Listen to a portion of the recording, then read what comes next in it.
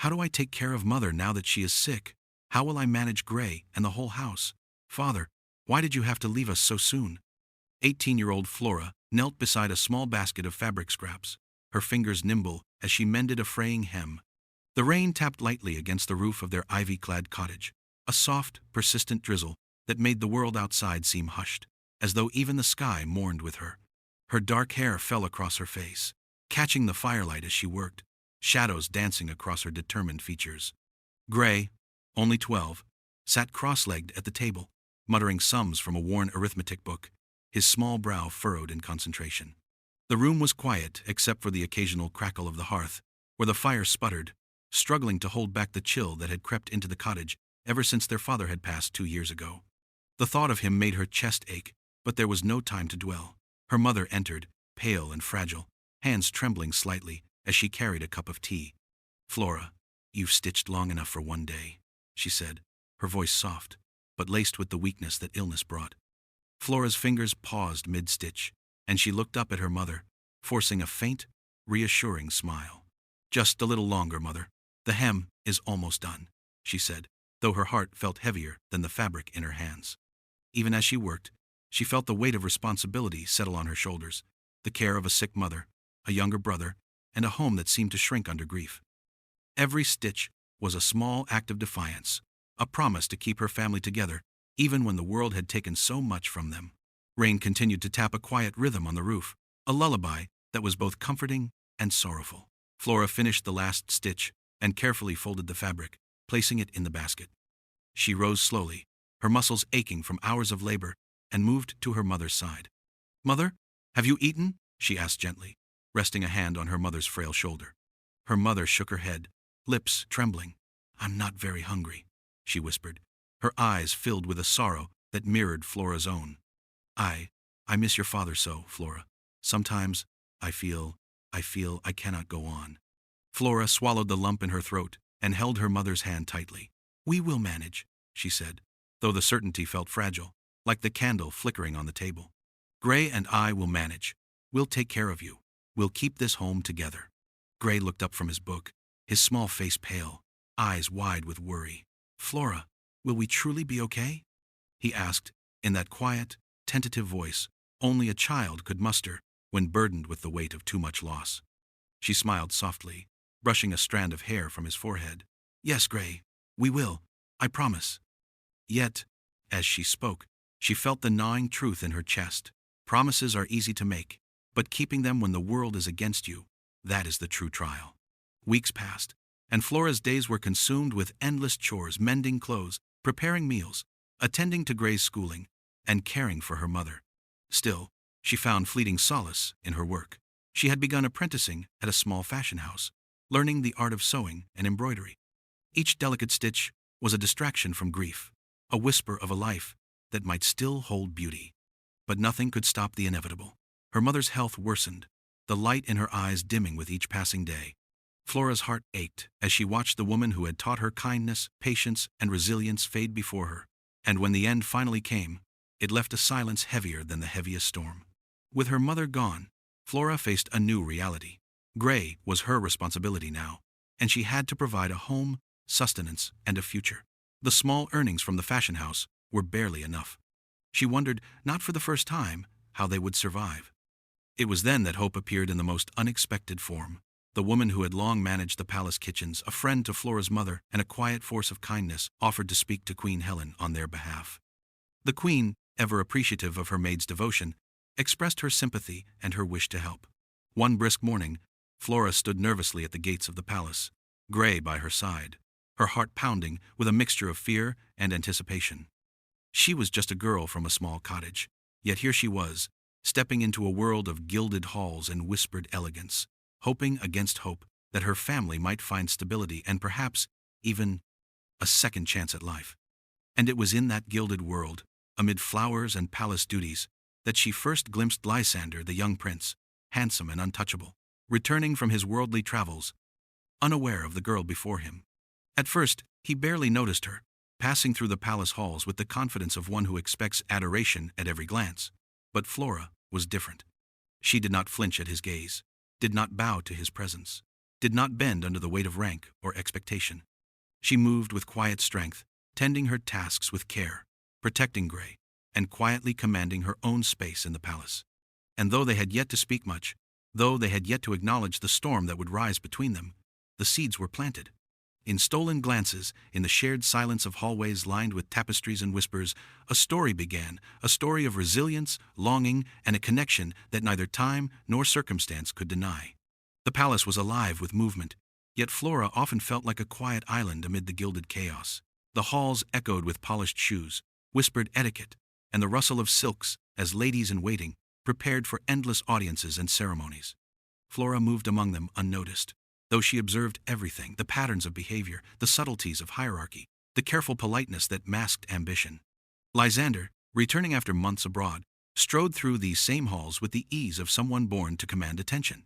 His dark eyes swept over courtiers with practiced indifference, yet somehow, when they passed by Flora, there was a flicker, a pause, a trace of curiosity.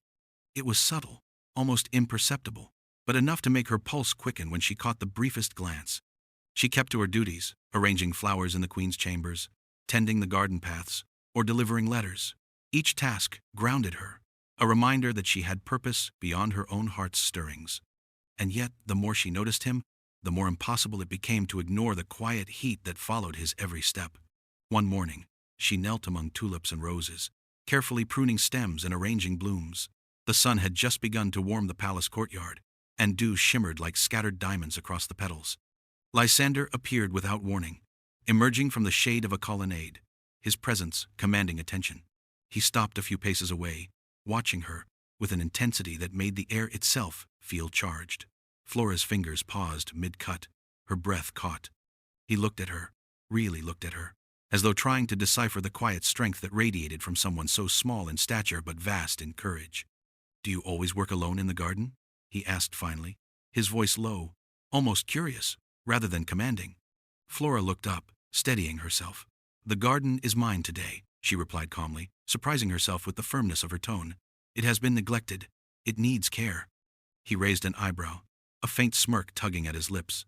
"You have an unusual sense of authority for someone so young."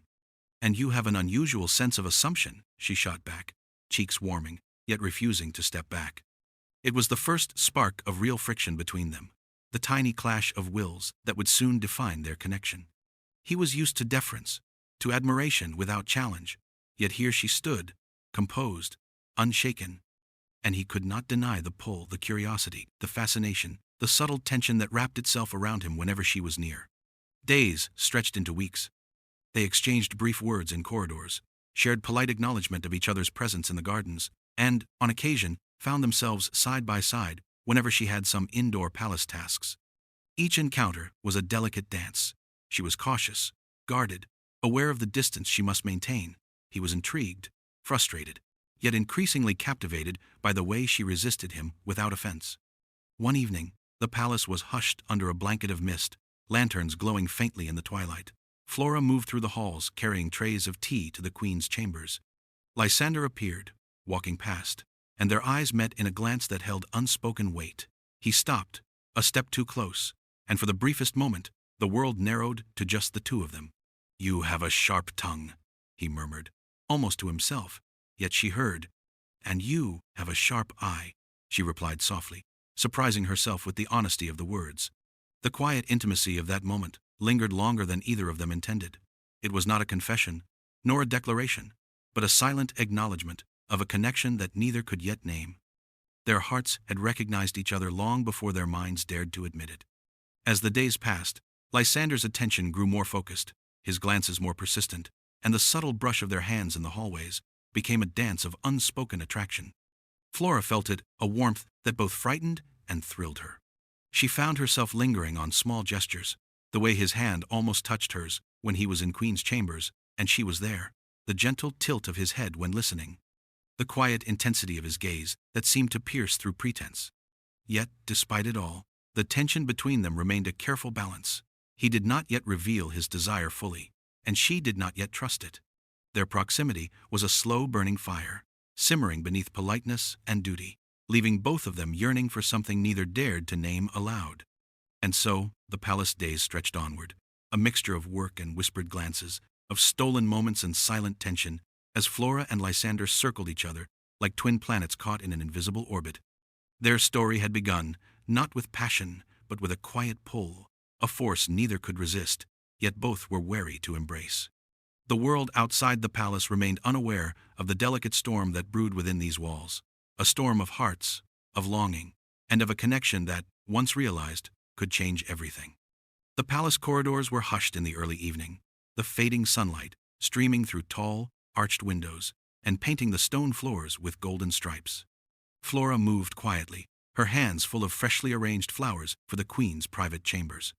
She tried not to think of him, but the memory of his gaze lingered, like a shadow at the edge of her thoughts, impossible to ignore.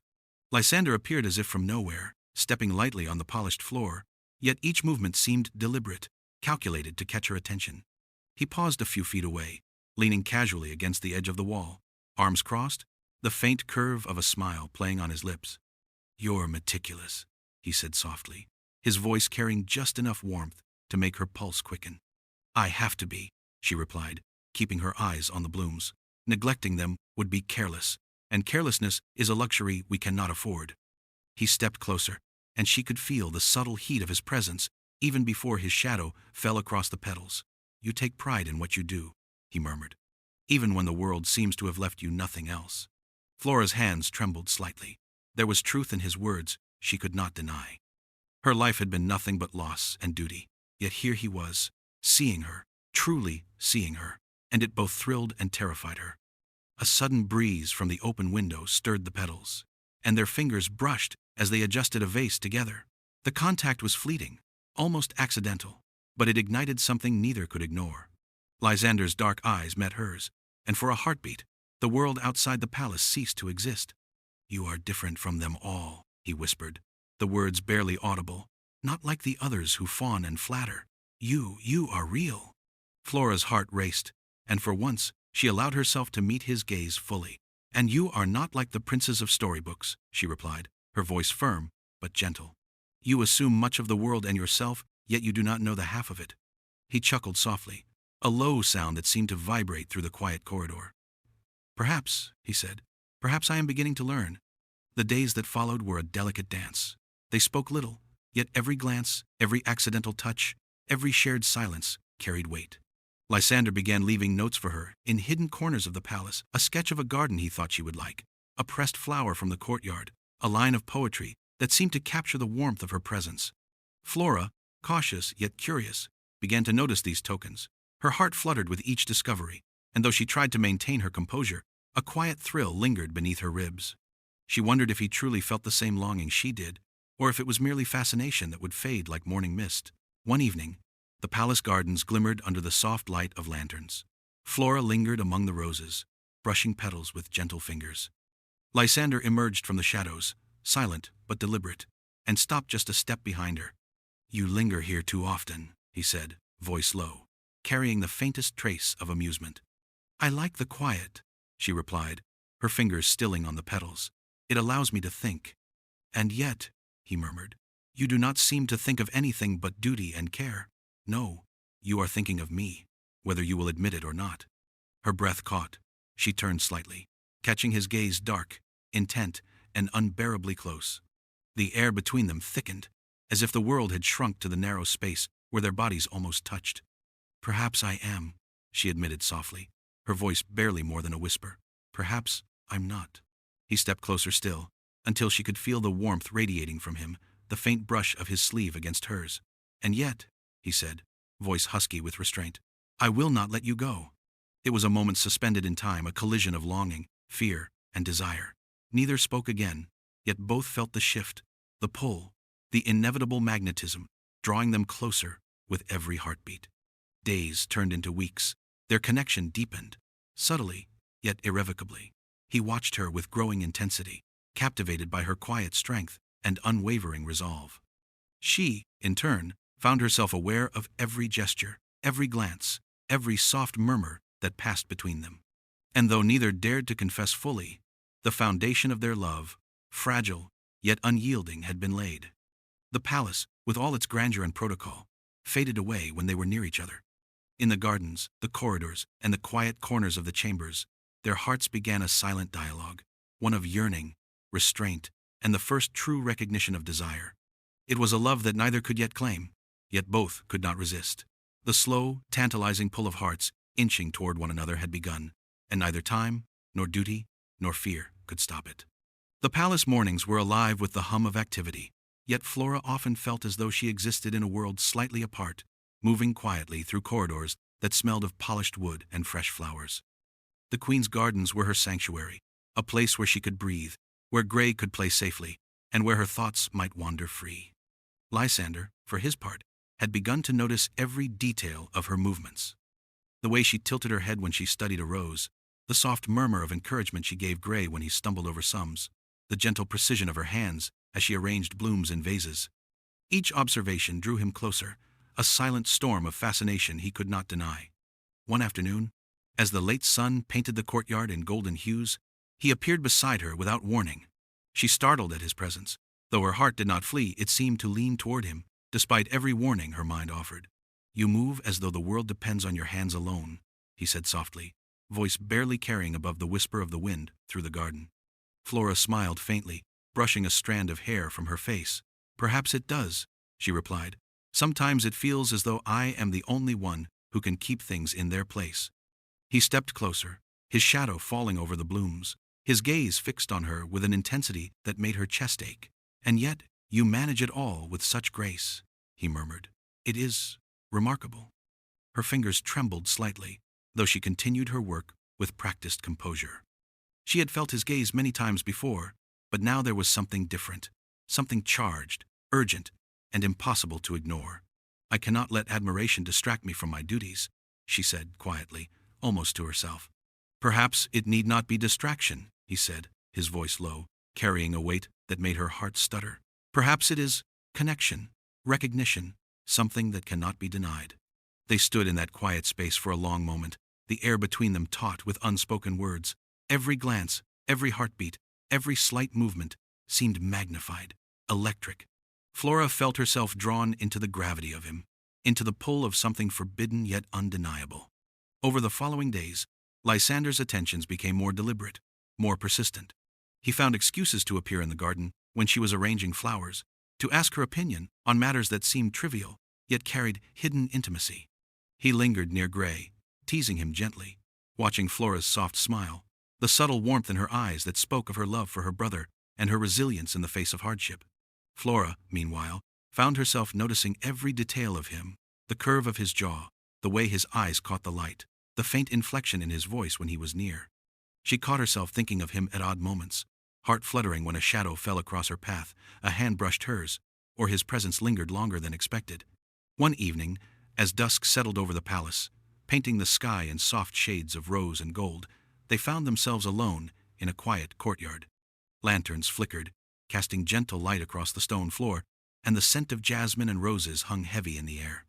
"You linger in my thoughts far too often," Lysander murmured, stepping closer, his voice carrying the quiet confession of a heart that could no longer pretend. Flora's breath caught. "Perhaps some things are meant to linger," she replied softly, her voice trembling with the weight of emotions she had long tried to deny. Their hands brushed as they reached for a fallen blossom, a touch electric and fleeting. He held her gaze, and she met it without turning away. For a moment, time itself seemed to pause, the world narrowing to the space between them, a space filled with longing, unspoken promises, and a yearning that neither could name aloud. It was here, in this suspended moment, that their hearts began to speak in a language all their own, one of glances, touches, and the silent understanding that something profound was taking root. A love that was tender yet charged, cautious yet inevitable. Flora felt the pull of his presence like a tide she could not resist, and Lysander's restraint faltered in the warmth of her nearness. They were still apart in many ways, bound by duty, fear, and unspoken rules, yet the gravity between them had shifted. They were no longer strangers, no longer merely occupants of the same palace. They were two souls, beginning to recognize one another, to feel the slow, intoxicating pull towards something far greater than either could yet name. And as the lanterns flickered, casting long shadows across the courtyard, both felt it, the first tremor of a love that would not be denied. The palace was quiet in the early hours, the kind of silence that wrapped itself around corridors and stairwells, making every step echo like a secret. Flora moved carefully through the halls, a small basket of freshly pressed linens balanced in her hands. Her thoughts, however, were not on the work. They lingered on him, Lysander, and the way his presence seemed to unsettle her, even when he was nowhere near. It had been weeks since their last prolonged exchange in the garden, and yet every glance he had given her, every faint trace of attention, haunted her thoughts. She could feel it in her chest, a pull she could not explain, a warmth that came whenever she imagined his hand near hers, his gaze brushing against her own. And then, just as the morning sun began to spill through the tall windows, he appeared. "Flora," he said softly, stepping into her path. There was no arrogance in his voice today, no challenge, only an earnestness that made her heart clench. "May I walk with you?" She hesitated, caught off guard by the simplicity of the request. There was no grand declaration, no pomp, just him, stepping quietly into her world. She nodded, and together they walked through the palace gardens, where the scent of roses hung heavy in the air, and the world seemed to shrink to just the two of them.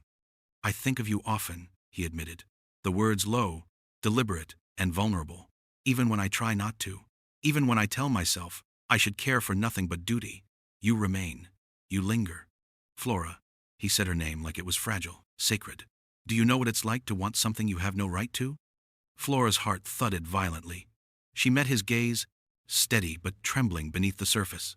I feel it too," she whispered, unable to hide the truth any longer. "Even when I try to remain cautious, I cannot stop thinking of you." They walked in silence for a moment, letting the words hang between them, heavy and unspoken. And then, instinctively, he reached for her hand. The contact was electric, sending a thrill through her entire being. She did not pull away. Instead, she allowed the warmth of his fingers to mingle with her own, grounding them both in a quiet intimacy that was more powerful than any spoken declaration. "I should not want this," he murmured, his voice hoarse with the effort of restraint.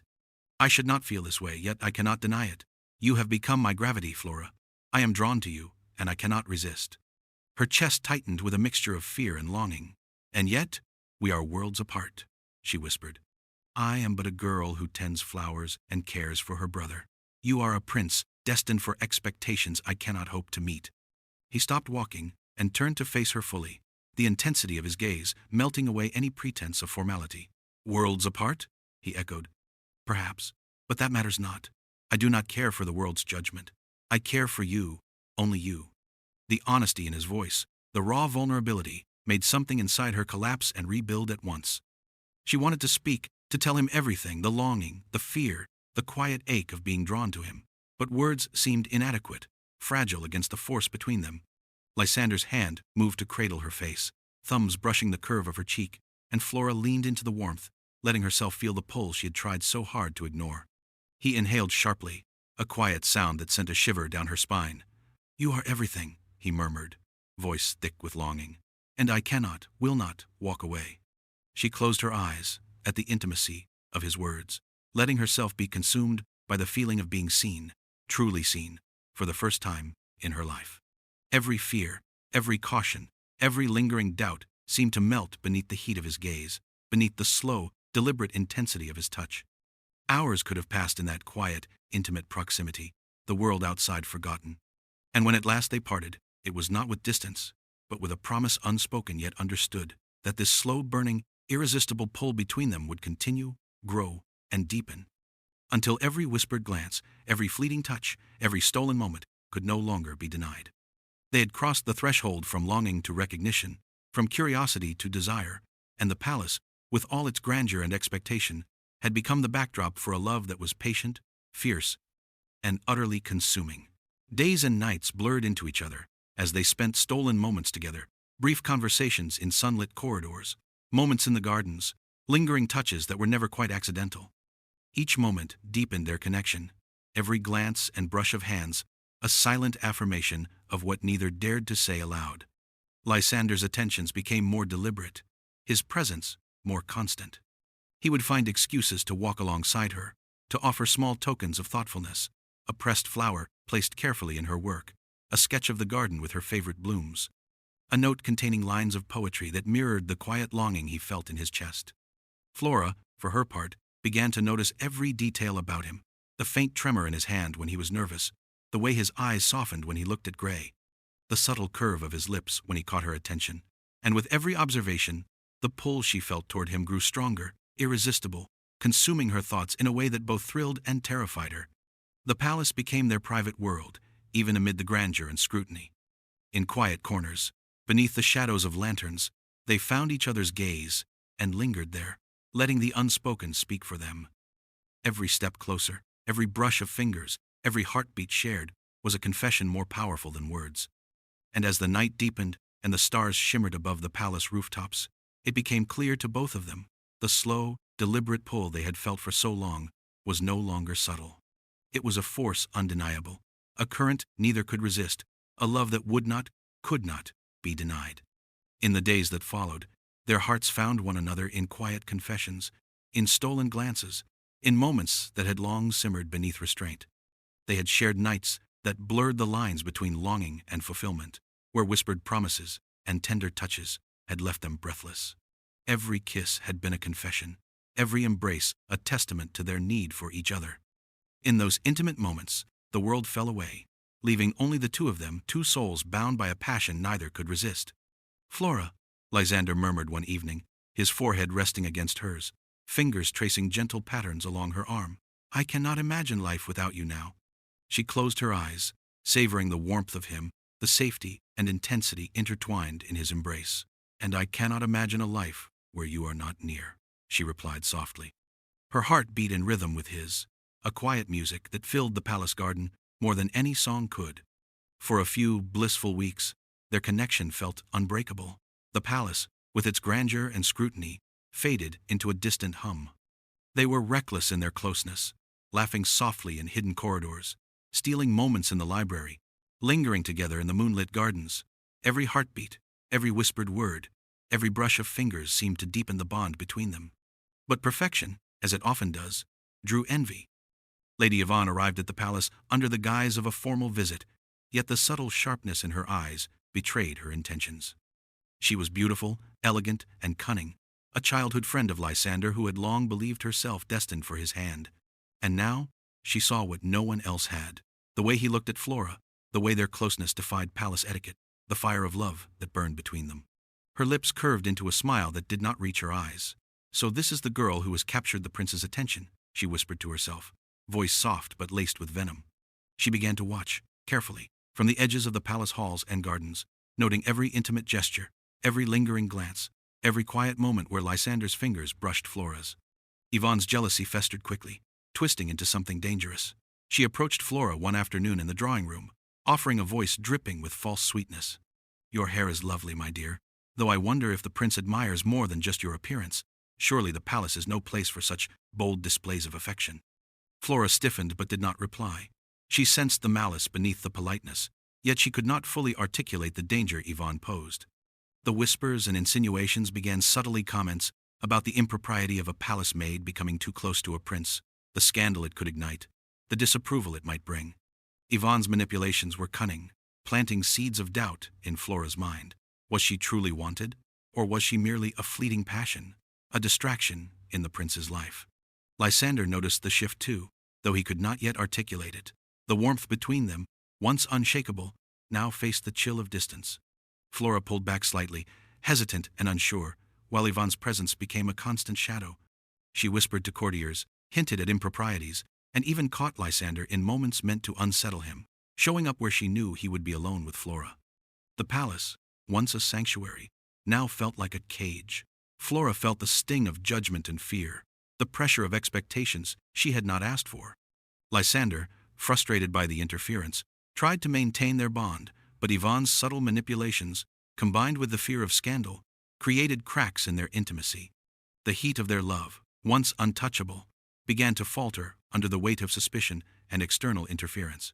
Each touch became measured, each glance careful, each whispered word burdened with the fear of being overheard. Yet even amid this chaos, the bond between Flora and Lysander remained undeniable. Their hearts had been intertwined too deeply, their passion too strong, for Yvonne's machinations to fully erase what had been built. And so, the stage was set. A love at its peak, intimate and undeniable, facing a tempest of jealousy, manipulation, and the external pressures of a palace that would not tolerate deviation from expectation. The seeds of heartbreak, distance, and trial had been sown, and soon they would be forced to confront the true limits of their passion and loyalty. The morning air in the palace felt heavier than usual, a gray haze creeping through the tall windows and dimming the gilded light of the halls. Flora moved with quiet purpose, carrying folded linens to the chambers, but her hands shook slightly. Every step, every glance, seemed to carry the weight of an unspoken tension. Lysander, for his part, had grown restless. Lady Yvonne's presence, though outwardly innocuous, gnawed at his composure. She appeared at meals, at strolls through the gardens, always perfectly timed, always carefully observing. Her smiles were honeyed, but he could feel the subtle sting beneath. And somewhere deep inside, a seed of doubt had taken root, nurtured by his fear of attachment and his upbringing, that his love for Flora, a mere palace maid, could bring scandal, disappointment, even ruin. When their eyes met in the corridor, he offered her a faint smile, but the warmth that once had been effortless now required effort. "Flora," he said, voice strained with restraint, "I must attend the council. I will see you later." His tone was clipped, businesslike, yet beneath it, she sensed a turbulence he could not hide. Her chest tightened. The intimacy they had shared, the closeness that had burned with quiet, steady heat, now felt distant, almost forbidden. "Very well," she murmured softly, forcing composure into her voice. Her hands tightened around the linens, knuckles white. Days passed like this. The stolen glances, the lingering touches, the tender whispers, all were replaced by polite distance, measured words, and fleeting proximity. Flora's heart ached in ways she had never known. The warmth that had once radiated from him now seemed like a memory, a shadow of what had been theirs. Lady Yvonne's influence was subtle but devastating. She began to weave herself into the prince's daily routines, offering advice that fed his insecurities, whispering reminders of his duties and the dangers of entanglement. She smiled sweetly to Flora when she passed, but her eyes glimmered with calculated malice, and each interaction left Flora more unsettled, more uncertain. Flora found herself questioning everything. Had their love been real? Had Lysander truly felt what he said, or had she been nothing more than a passing fancy, a distraction to amuse him before he returned to his proper place in the palace? The breaking point came one evening when she overheard a conversation in the hall. Yvonne's laughter rang lightly through the air, and Lysander's voice followed, hesitant, awkward. Perhaps you are right.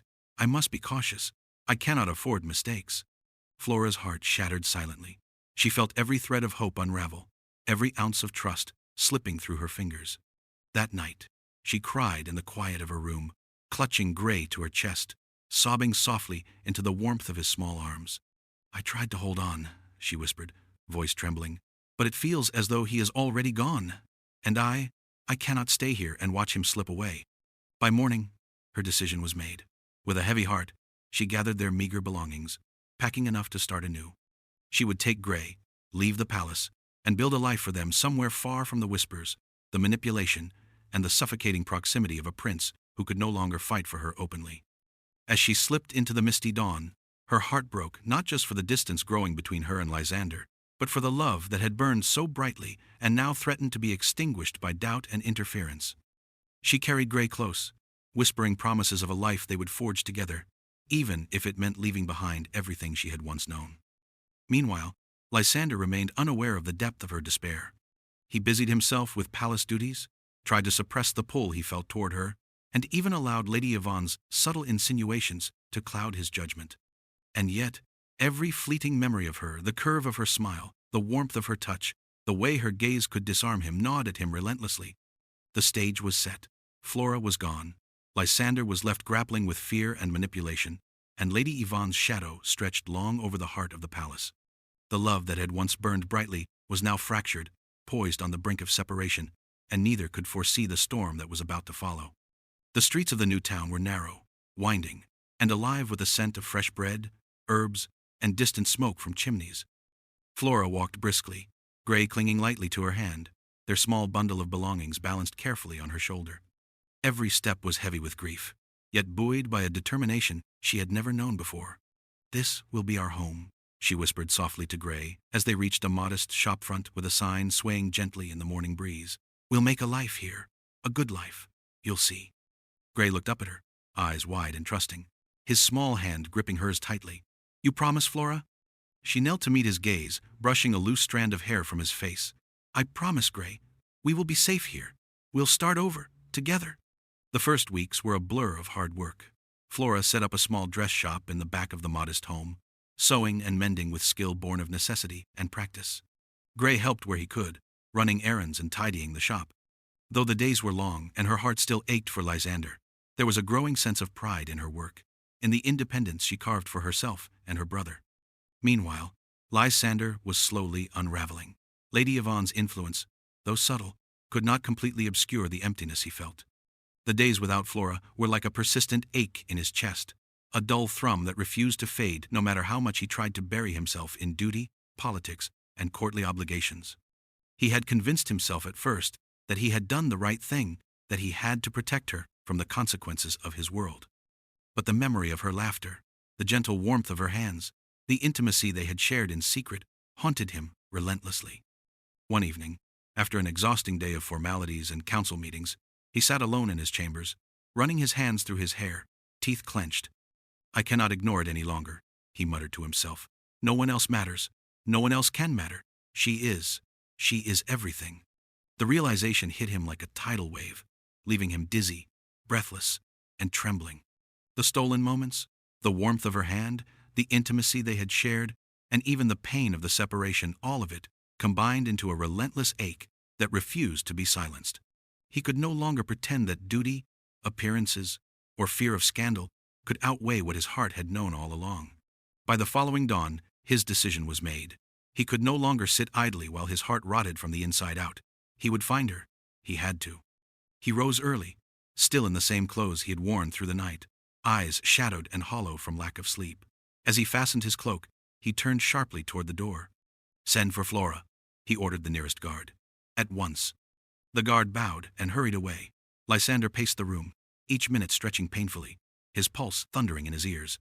He imagined her stepping into the room timid, lovely, uncertain, and he would take her hand, tell her everything, beg her to stay, to forgive him.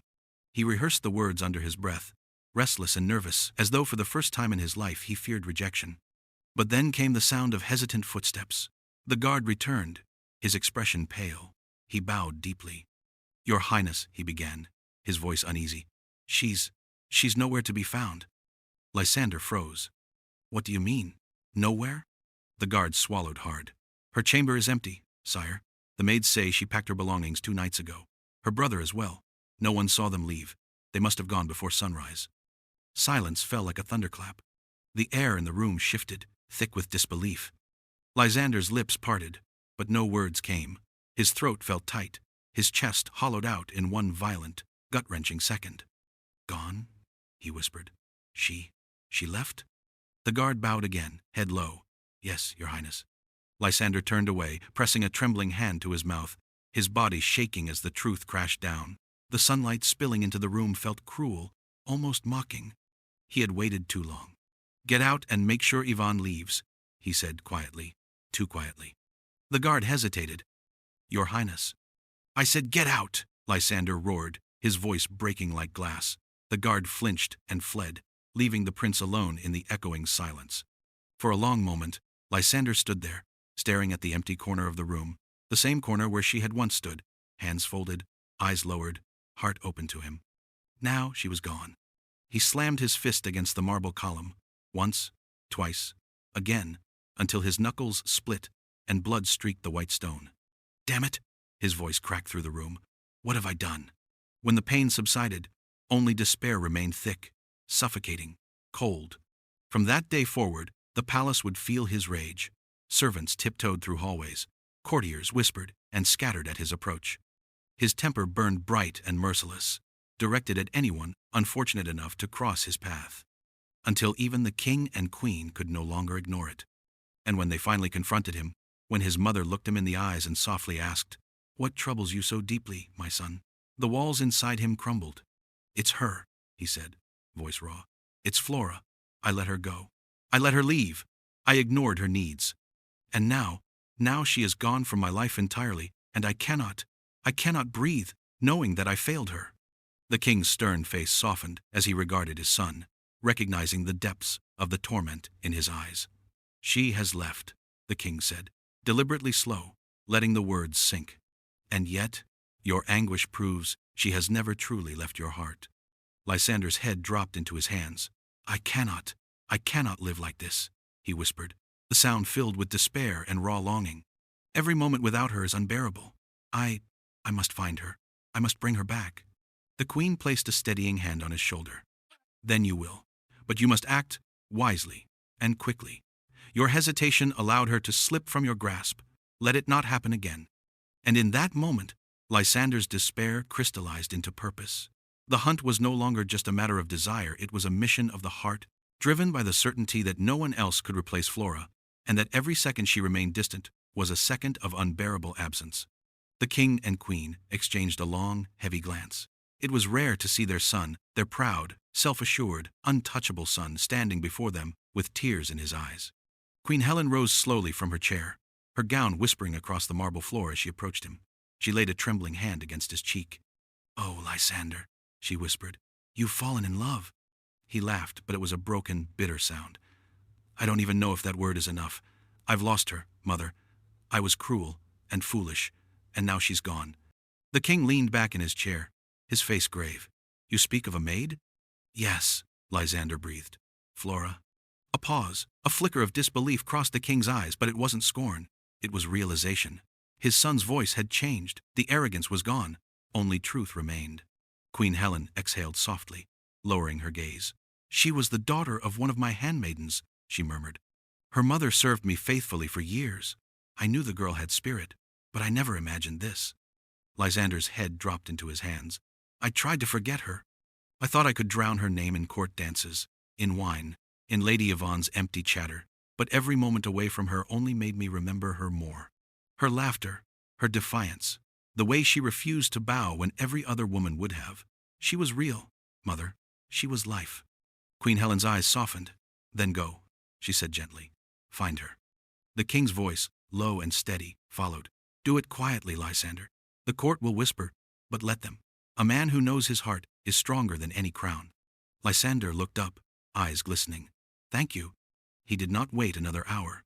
Within the day, he had his horse saddled, his cloak drawn, and his most trusted men dispatched in every direction. He started at the palace gates, asking every servant, every merchant, every passer-by, his voice sharp, his patience thinner, with each unanswered question. When he reached the palace kitchens, the air was thick with the smell of baked bread and boiling broth. The chef, stout, motherly, and usually unshakable, went still the moment she saw him. "Your Highness," she began, lowering her eyes. "Tell me where she went," Lysander demanded. "Flora, you were close to her mother. You must know." The woman hesitated, wringing her apron between trembling hands. "I begged her to stay, but she was heartbroken. She wouldn't listen, said she couldn't bear the palace walls any longer. She—" "Where?" Lysander interrupted sharply. "I don't know, Your Highness," the chef whispered. "Only that she went north, toward the countryside, somewhere near the old market towns." Lysander stood frozen, his heartbeat a dull roar in his ears. Then he turned abruptly on his heel. "Send word to the stables," he ordered his attendant. "I leave at dawn." That night, as the rain poured in sheets against his window, he sat at his desk, staring at the dying fire. His mind raced with memories, the curve of her smile, the warmth of her voice, the softness in her eyes, when she had once whispered, "Do you ever tire of pretending to be untouchable, my prince?" He had laughed then, but now the thought hollowed him out completely. He didn't sleep. At first light, he mounted his horse and rode into the mist, the air sharp with the scent of wet earth and morning dew. His cloak billowed behind him, his jaw set, his eyes searching every face in every crowd. Days passed, weeks blurred. He stopped at small inns and quiet hamlets, leaving coins and questions in his wake. And still nothing. Until one evening, in a sleepy town near the countryside's edge, a merchant's wife tilted her head thoughtfully when he spoke her name. "Flora?" she said. "Ah, yes, the young seamstress with the dark hair and gentle manner. She came with a boy, sweet lad, rented the cottage by the brook." Lysander's heart leapt. He pressed a gold coin into her hand and rode hard through the gathering dusk. The path wound between trees heavy with rain, their leaves whispering secrets as he passed. When he finally saw it, the small, ivy-clad cottage, the faint glow of a fire flickering inside his breath caught. He dismounted, boots sinking into the mud. For a long moment, he simply stood there, watching the light through the window, the silhouette of the woman who had haunted his every thought. Flora. He took a step forward, then another, his chest tightening with every beat of his heart. He knocked. Inside, the sound of quiet movement stilled. Then, slowly, the door opened. Flora stood before him, her eyes wide, her face pale in the firelight. She looked the same, and yet entirely different, stronger, quieter, guarded. "Prince Lysander," she breathed, barely more than a whisper. He exhaled her name like a prayer. "Flora." But she did not move closer. Her hand tightened on the doorframe, as if holding herself in place. "You shouldn't be here," she said, her voice trembling. He looked at her, every word dying on his tongue. For a moment, neither spoke. Rain dripped from his cloak, pooling at his feet. Then he said softly, "I had to find you."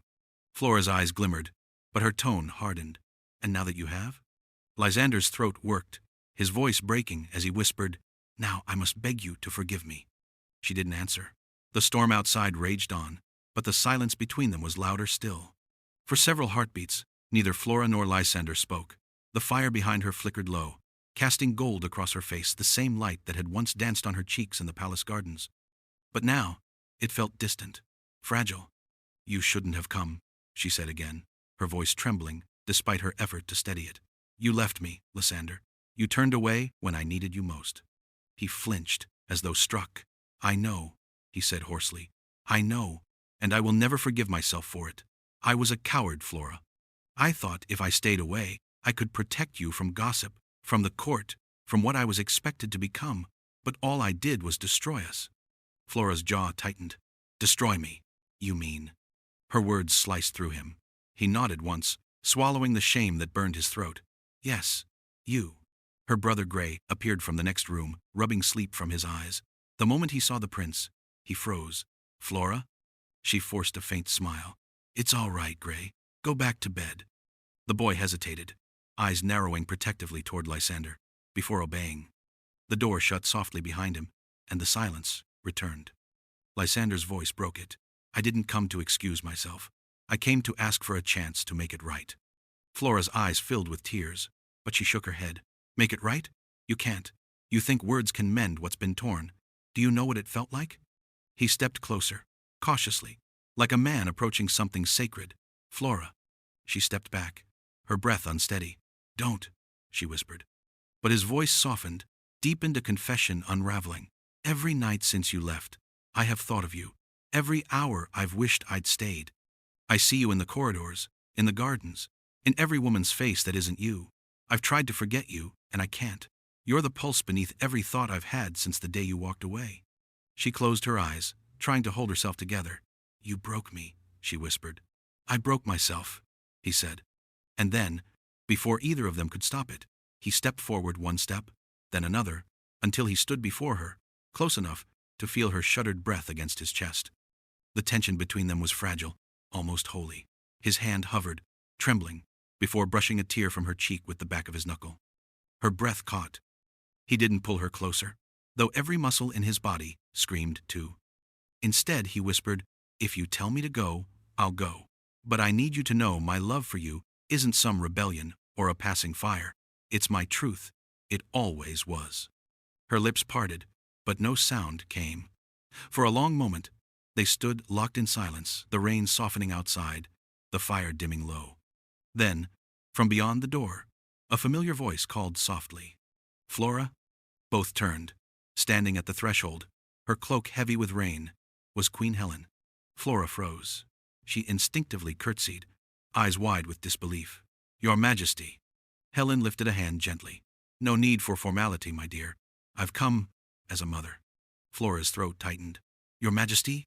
The Queen smiled sadly. "I know everything. Lysander has told us all, and I know you have every right to shut that door and never open it again. But before you do, you should know that I see in you what I once saw in myself, a love that terrifies because it feels too real." Flora blinked back tears. "He hurt me, Your Majesty. He made me feel small." Helen's gaze softened, full of quiet understanding. "Yes, and yet, even now, he's never looked more human. My son has spent months in torment, Flora. He was raised to rule. to hide behind duty, and you were the first person who ever made him feel. Lysander looked down, eyes glistening. Mother? Helen turned to him. Hush, let her hear truth for once, not titles. She faced Flora again. He loves you, child. Enough to face the court's disdain, the council's outrage, even his father's disappointment. We will not stand in his way. Not now, not ever. Flora's hands trembled at her sides. Why would you do this for me? Because, Helen said softly, I've seen what love looks like when it's lost, and I will not let my son make that mistake again. The Queen stepped forward, brushed a strand of hair from Flora's face, and smiled faintly. Do not let fear steal your happiness, my dear. It is a cruel thief. Then she turned to her son. The rest is yours to mend. And with that, she departed, leaving the door slightly ajar, the scent of rain following her out into the night. Flora stood still for a long moment, her heart trembling between anger and yearning. Lysander didn't move, afraid one wrong word would shatter her all over again. Then, finally, she spoke, her voice barely above a whisper. Why did you let me go? He took a slow breath. Because I didn't believe I deserved you. And now? He met her eyes. Now I know I'll never deserve you, but I will spend my life trying. For a heartbeat, the world was silent. Then, slowly, Flora stepped closer. He reached for her, gently, and she didn't pull away this time. Their foreheads touched, not with the fever of lust, but the stillness of something pure, something found again after being lost too long. When she finally whispered, Don't ever leave me again, his answer was quiet, certain, almost reverent. Not even time could make me. Outside, the rain eased into a soft drizzle, and the clouds parted, the moonlight spilling through the window, silvering the moment into eternity. The gardens of the royal estate were awash in gold and crimson that evening, the kind of sunset that painted everything in warmth and whispered of peace. A light breeze stirred the jasmine vines, carrying with it the laughter of children, bright, unrestrained, and impossibly pure. Flora stood beneath the old willow by the fountain, the same one where she and Gray had once hidden to watch palace carriages roll by, never imagining she'd one day belong among them. Her gown was simple by royal standards, soft cream, silk trimmed with lace, but it suited her, glowing against her sun-kissed skin. A small gold band caught the dying light on her finger as she reached down to fix the flower crown on her daughter's head. Careful, Mira, she said with a smile. You'll crush the petals before the feast even begins. The little girl giggled, clutching her crown tighter. Papa said I look like a princess. Flora's heart softened. You are a princess, she murmured, tucking a curl behind her daughter's ear. Not far off, a familiar voice chuckled. You've spoiled her already. Flora turned, beaming as Gray approached, no longer the shy, lanky boy she'd once tucked into bed beside a flickering fire, but a confident young man in the royal steward's colors. His shoulders had broadened. His expression carried the quiet pride of someone who had finally found his place in the world. You should talk, Flora teased. You're the one who lets her sneak extra honey cakes from the kitchen. Gray shrugged with mock gravity. She's royalty. I'm merely obeying orders. Lysander appeared then, his presence as commanding as ever, though his eyes softened the instant they met Flora's. He stopped beside her, one arm sliding easily around her waist. Your brother is right. She gets it from you. Flora laughed, her gaze tender as she looked up at him. And you, my lord, encourage it. He smiled, brushing a strand of hair from her face. I'd do anything that makes you smile. For a moment, they stood there, the three of them, with Mira's laughter echoing through the garden and Gray watching on with quiet contentment. The years of pain, distance, and longing felt like ghosts fading into the evening light. The end.